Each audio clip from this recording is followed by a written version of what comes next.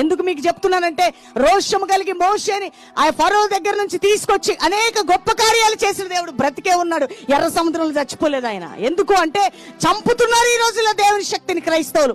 దేవుని ఆశ్రయించక, దేవుని శక్తిని చూపించక దెయ్యాలు చూసి వణికిపోతున్నారు. అమ్మమ్మమ్మమ్మ మా ఇంటికి అగోండి మాంత్రికుడు వచ్చాడండి, చేతబడులండి, దెయ్యాలండి.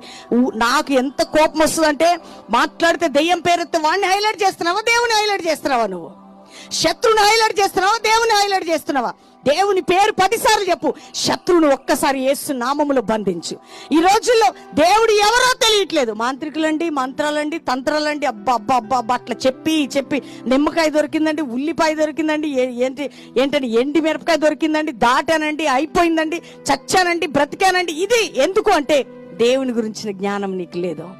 అంతేకాదు ఆయనతో సహవాసం నీకు లేదు, ఆయనతో స్నేహం నీకు లేదు, ఆయనతో బాంధవ్యం నీకు లేదు. కాబట్టి దేవుడు ఎవరో నీకు తెలియదు, నీ తండ్రి ఎవరో నీకు తెలియకుండా మామూలుగా ఏదో ప్రభు కదా, దేవుడు కదా అని బ్రతుకుతున్నావు. అందుకనే ఈ రోజు ఎండిపోయిన జీవితం అండి.